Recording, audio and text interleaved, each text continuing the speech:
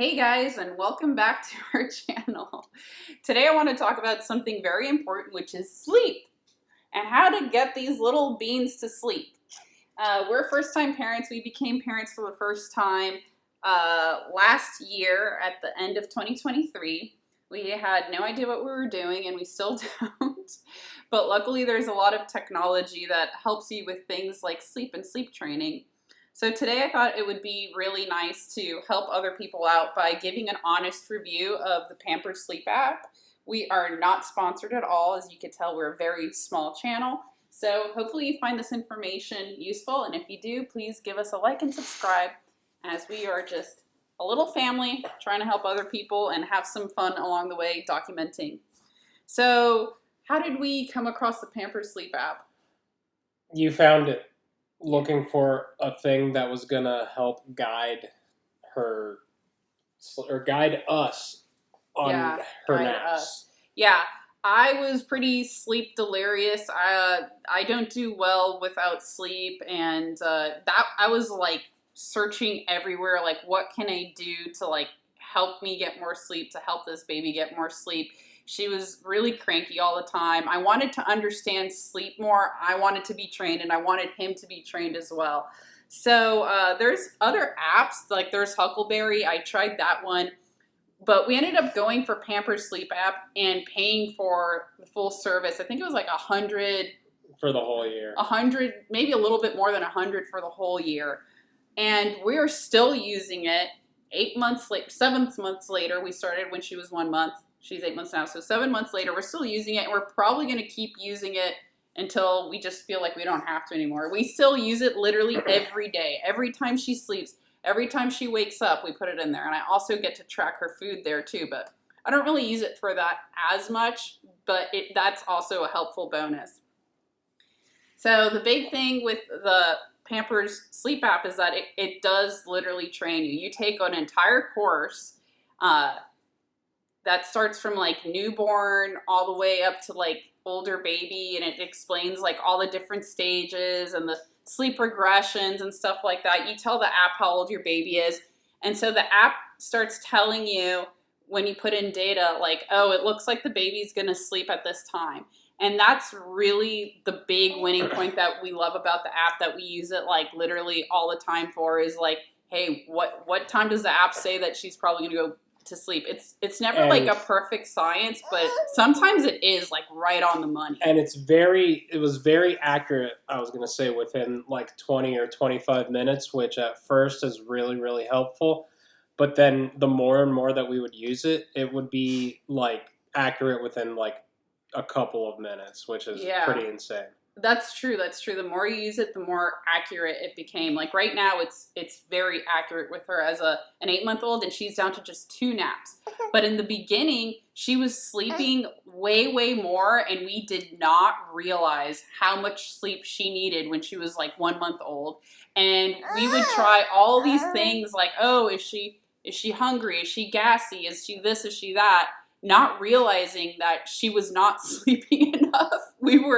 I feel bad looking back, but we did sleep deprive her, not meaning to, because we just didn't know, we didn't understand, we didn't realize how much sleep she needed. So this actually helped her get the sleep that she needed, which also helped us get the sleep that we needed, because we were able to sleep train her pretty much as soon as she was ready. So we ended up doing a hybrid method. The app lets you choose which method you want to do to sleep train when they get to the point that they're mature enough to sleep train. Before they're mature enough to sleep train, you kind of just have to look at the app and see like, oh yeah, she's probably tired, right? Isn't that about accurate? Yeah, and it would also help kind of guide you as far as knowing how long she should be sleeping for as well, which is kind of tricky because sometimes a baby's going to nap for 30 minutes. So when they're younger, it's a lot more of like the goal is around 50 minutes. And that's really hard to do, especially if the baby's overtired. So it helps to have the app keep you on track and keep you, trying to reach sleep goals, which is like close to 16 hours, 18 hours a day at first. Yeah, it's a So- lot at first, but the magic part is when she finally does sleep train, the first week she got it. Not even the first week. The second night. The second night she got it. Which there is a literal sleep training course. They ask you how you want to do it. They give you options on what you're comfortable with. Yeah. As far as like, because you're going to have to let your baby cry a little bit sometimes. Well, yeah, for them to sleep. Yeah, depending on the method you choose, but there, you could go for a more abrupt, like cry it out method, or you could go for like a more like I want to, I guess, not have my baby cry as much method, but they say that takes longer. We went for somewhere in the middle, but closer to more crying it out. And so we kind of did that, and it worked really, really well. They ask you, how do you parent? What is your temperament like? And then they kind of like point you in the right direction of like which method you can choose. But the main reason that I did get it is the really big bonus about that app is that they do have trained sleep specialists. So when I'm in like a transitional phase or I'm unsure of what to do, I just like email them really quick and they respond pretty quickly, like definitely within the day. And they'll even like adjust the app for you manually, remotely. Like for instance, when she went down to 2 naps a day, it was a transitional period and I worked with the sleep experts on their end for that. And they changed the app manually to help me navigate that. So that was amazing. So that's all the good stuff. I definitely recommend it, especially if you just have one kid. And that brings me to the drawbacks, which is I don't think you could have more than one kid on the app right now. That's bad. I wasn't able to get him on the app, so I'm the only one that has the app, and that's really annoying. You're supposed to be able to link people, to sign in to the same account on multiple devices. And I tried, my phone didn't want to let me. I emailed support. They said, oh, it should work. Try this, try that, try this, try that. And after like 2 weeks of trying this and trying that, I just kind of gave up on it. So there's some kind of bug with having the phone app work on multiple devices with the same login, which kind of is not the best. And they say that you can do it. They say that you're supposed to be able to do it. Yeah. And the instructions for that on the website and on the app are not really. They don't actually help you do that. It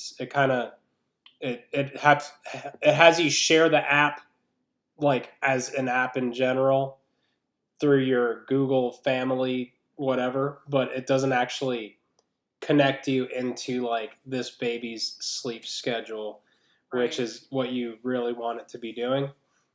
So yeah, I'm the only one that can do it, which sucks because like if I have to leave the house and he's watching the baby, he has to like text me like, oh yeah, she went down at this time, and then I put it in. You as new parents are able to have one of you leave the house for long enough to have that, need that back and forth of when the baby's going to be sleeping. If you've been using the sleep app, you start to notice that it's, there are patterns and you'll know when the baby roughly needs to be going to sleep, and how long they can stay asleep for. Sometimes she goes to sleep a lot earlier. And by a lot earlier, I mean like 15 or 20 minutes. Yeah. And it's 30 minutes every time. Yeah. And there are cues. Like she, for example, starts to sound like a when you squeeze a rubber chicken toy. That's true. The app didn't tell us that. That's well, I think that's just something with her specifically. But your baby's gonna have cues to let you know, and you're gonna start to notice like, oh, she's like this far from when the app says she needs a nap. And she's doing this, let's just put her down. And, really just kind of, it reinforces the baby's sleep schedule for you to the point that I feel like we don't really need to use it all that much anymore.